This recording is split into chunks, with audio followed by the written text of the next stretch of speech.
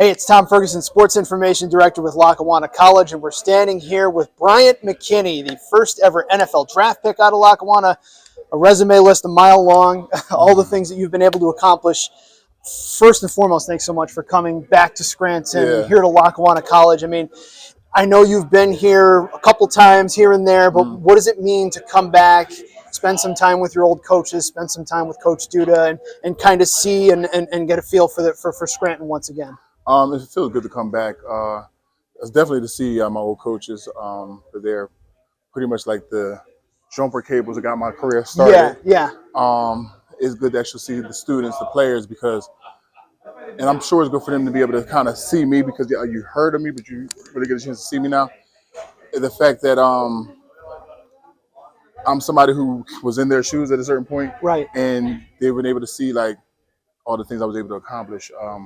Once I put my mind to things, so should let them know that it's actually attainable. Yeah.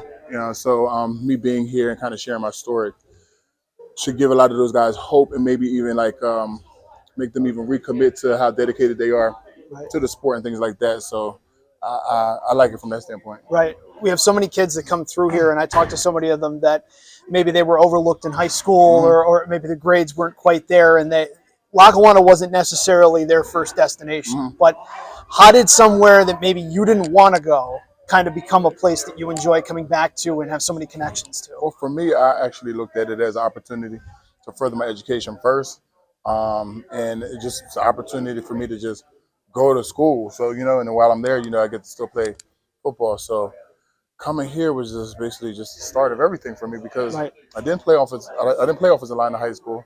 So I had to learn everything. It was like basically being a blank canvas and having the right coaches in place to kind of help, mold me into, the player I could become. And then actually having, a guy named Nate Rust. He was a All-American.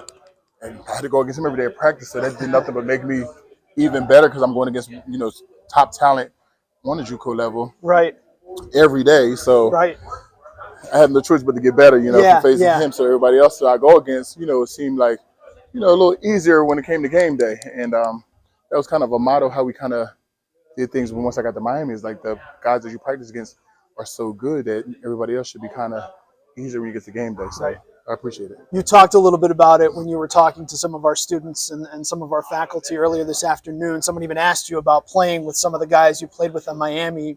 Obviously, at the time, you weren't aware of what would it be. Do you look back on that now and just think, man, how did we have so many good players like that? Oh, absolutely. We all look back at it now and we see, like, because not only did everybody have good college careers, they had good professional careers. And everybody played for like 6 years or better. And it's like, dang, we're all on the same team. And, people look back at it now and they've, become fans of different people, outside of college, but their professional career, and they realize other people around the league were all teammates with each other. And they're like, how do they have this type of team? And, college, when they talk about like best college team of all time, my 2001 team is the team that's always in the conversation of is it the best team ever? And then they go back to look at, all the guys that was on those team, on the team and their career afterwards and things like that. So it just feels good to be a part of that. Right. You had so much professional success, obviously, in the NFL, but I thought one of the great achievements was the College Football Hall of Fame last year, getting inducted into that. What was that like for you to kind of get that call and to be a part of that? It was definitely a great feeling because I just, like I said, going in, like in college, that was never an expectation. Like I never dreamt about it. Like I never thought about it.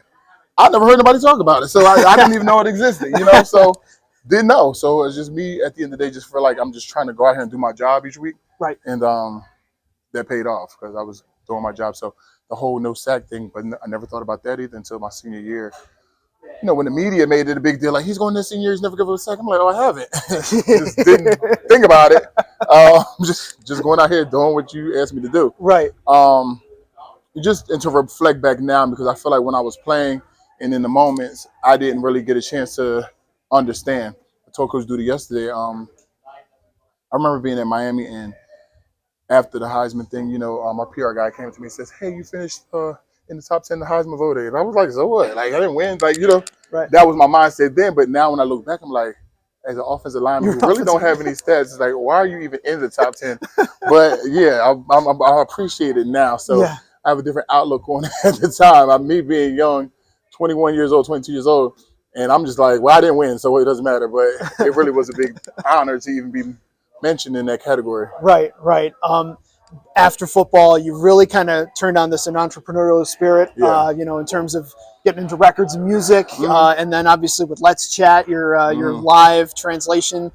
I mean, what has kind of driven you? Was business always something you wanted to do, and you were able to do obviously through your I professional wanted career? to do things, but through my professional career, I built up contacts with a lot of different people. Right. So which helped me out, and I was able to keep those relationships. So even when I retired, for instance, us getting Let's Chat on the NFL was my relationships with different people in the NFL Right. office, and keeping those relationships. So that always helped me, and I felt like I was always good at that, is meeting people and keeping the relationship and the line of communication open. So now when I have something, a product that I feel like is great, getting us in the door through my relationships, but then keeping us there is having a great product. So Right, I right. was able to do so. So yeah, I used a lot of my networking afterwards, as far as booking agencies and Let's Chat and Sure. things like that to keep the ball rolling. And you have your B Major Foundation too, that you do a lot of charitable work. And you talk a little bit about Yeah, that? so I do like about 4 to 5 events per year. Operation Turkey, I did a Christmas event. I do a back to school drive. I have a charity kickball event that's in March. I have my mental health awareness panel May 9th at Hard Rock in South Florida. Right. So I'm doing a lot. So the May 9th is a fundraiser to help me fund all these other events that I do. Right. So the mission is basically healthy kids, healthy living. So anything to keep the kids active, and that's anything, football, anything. Like Right. donate to that.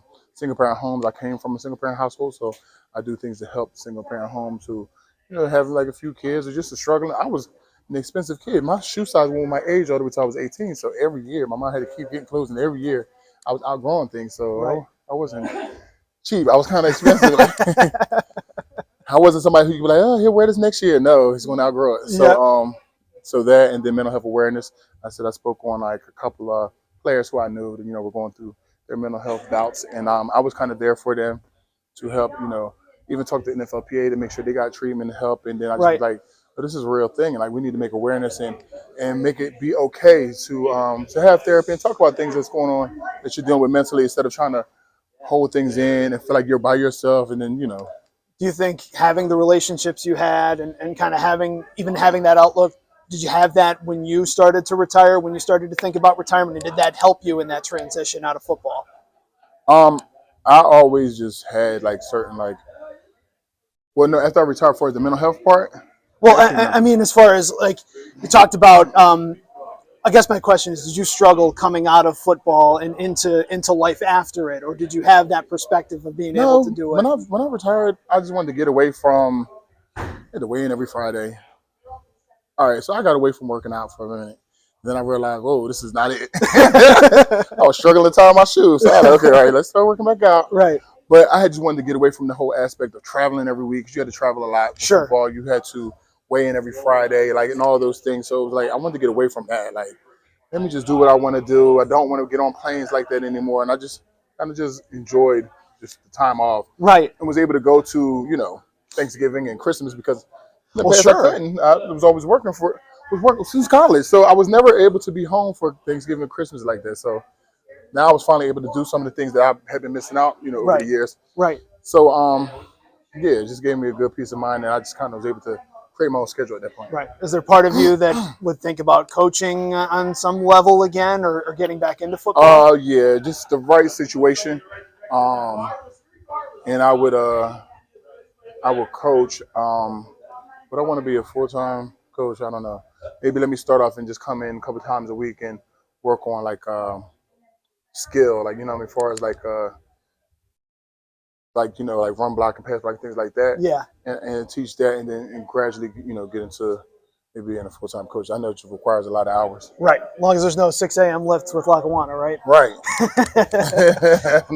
I know you got a chance to do that with our student I did. I athletes. said, let me try to experience this, and even though I don't have to be up until 10 o'clock, I'm going to get up at You're a brave man. 6:45 and come to this workout. But what was that like, getting to work with student athletes, especially guys that were in your shoes years ago, and Good, lifting and I like just that, feel like I just hope that these guys take advantage. So when I speak to them later on, is ask me as many questions as you need to ask me to take advantage of the knowledge that I have to help prepare you for the next level. Right. That's very important because Right. I didn't have that. So everything I did was a trial run, and I went through it. So now that I've been through pretty much everything in every situation on the college and professional levels, I have the knowledge. So you need to ask questions, you better ask me.